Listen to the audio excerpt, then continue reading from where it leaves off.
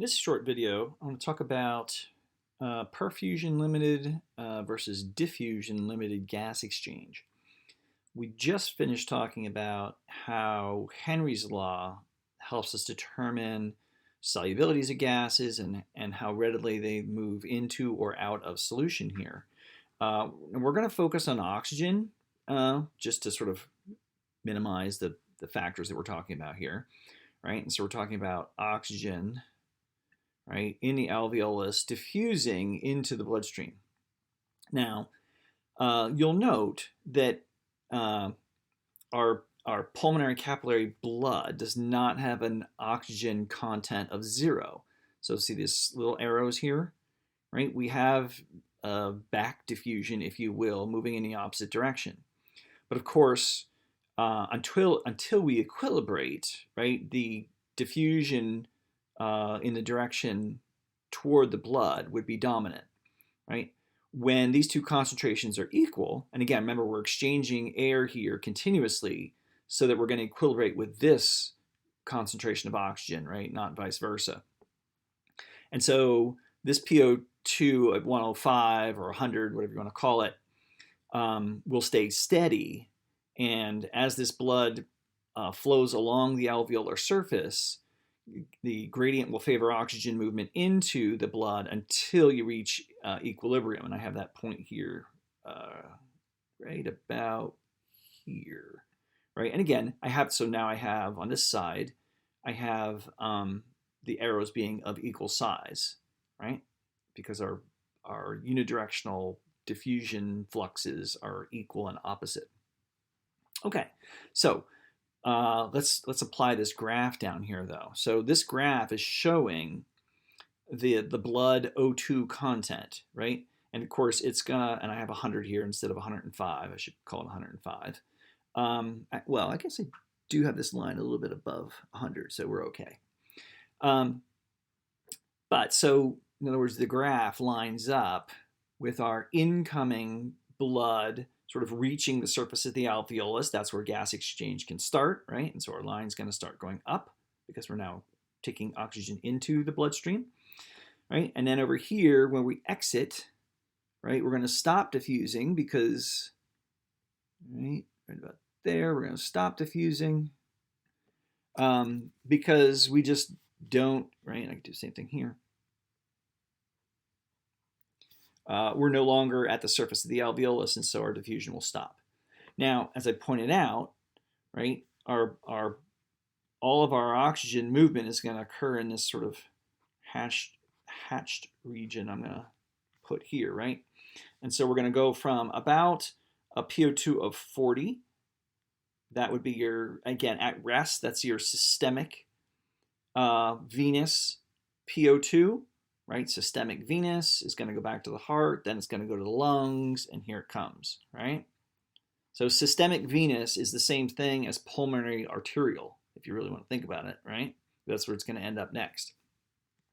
And so we leave the tissues at 40, and we need to reoxygenate that blood. So it comes in contact with the alveolar air.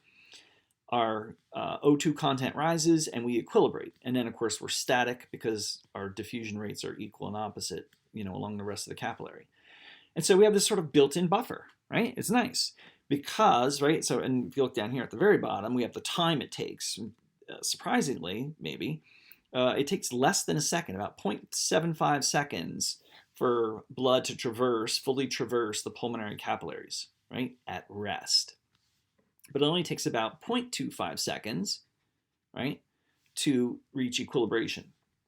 And so that leaves us this buffer, right, where if blood flow rate were to increase, we would actually pick up more oxygen, and that the blood that is leaving, even with increased blood flow, would still be saturated, right? So in other words, if we sped this up, we could still reach equilibration, and we could speed it up by a factor of 3, right? 0.25 times 3, 0.75. That essentially gives us the picture here at the right. Notice, right now, instead of it ending at normal, takes 0.75. Now we're exercising, and it's taking a third that amount of time, 0.25 seconds. So it's basically like saying, okay, the graph comes up and ends right here. right? Except for the fact that anatomically, that's at the end of the capillary because the blood's actually moving faster, right? So in either of these situations, you are what is called perfusion limited because the amount of oxygen you are obtaining from the alveolar air is simply dependent upon the perfusion, right? Send more blood flow, you get more oxygen. It's perfusion limited, right?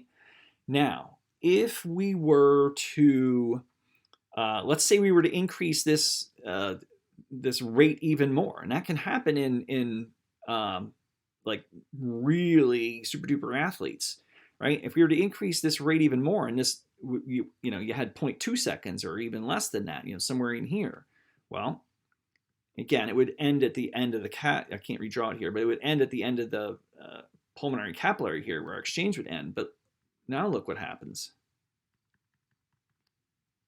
Right? You would only reach this degree of saturation, right? This is fully saturated at 105. Now you would be less than fully saturated. Now that doesn't affect your super duper athletes because they've got all these other compensatory mechanisms of unloading more oxygen and things like that. Lots of other factors go into that. So it's not a hugely limiting factor for them. Now let's say someone here is at rest, right? Let's say that they have a pulmonary disease like fibrosis. In fibrosis, we talked about fibrosis before, and it limits the ability to move maximal volumes of air because it's scarring of the lungs. But one of the things it does is it increases the thickness of the alveolar walls. Well, if the thickness of the alveolar walls goes up, what happens to diffusion?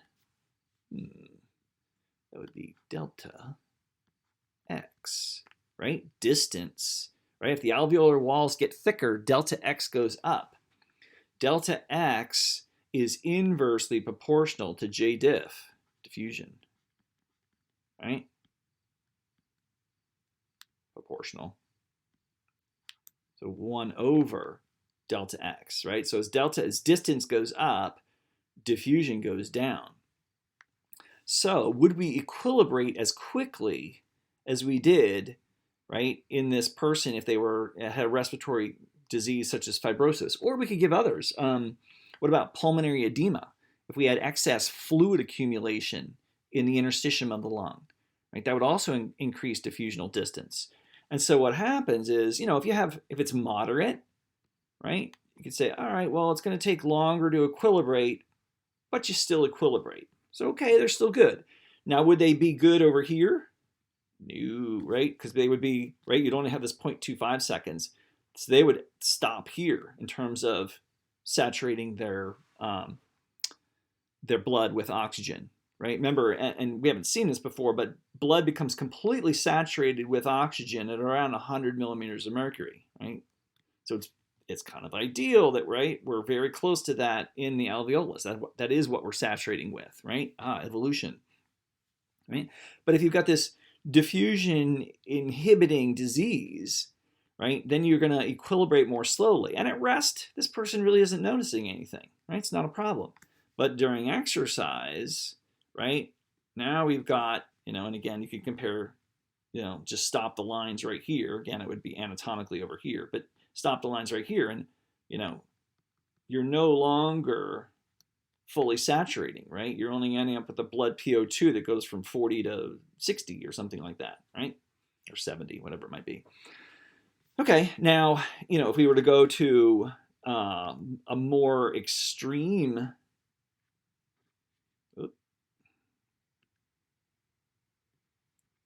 what is a pain in the butt?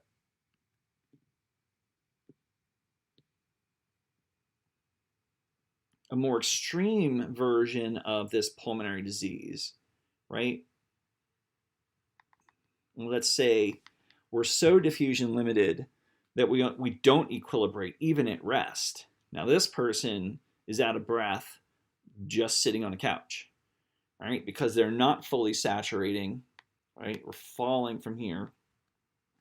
And again, depends on how far they're falling, right? We'll get into this later about how much of this oxygen you actually deliver. Remember I said this incoming PO2 that already was at the tissues isn't zero.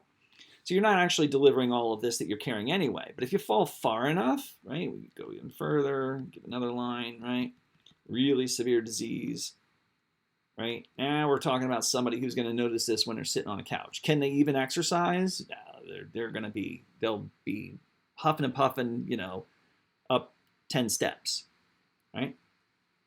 Okay, so that's the difference between diffusion and perfusion limited. You want to remain, right, adaptively, it makes sense to remain perfusion limited, even when blood is moving faster during exercise, because that means you're going to still fully equilibrate. You're still going to get to this, right? You want to get to here, because that's saturated, carrying as much oxygen as the blood can.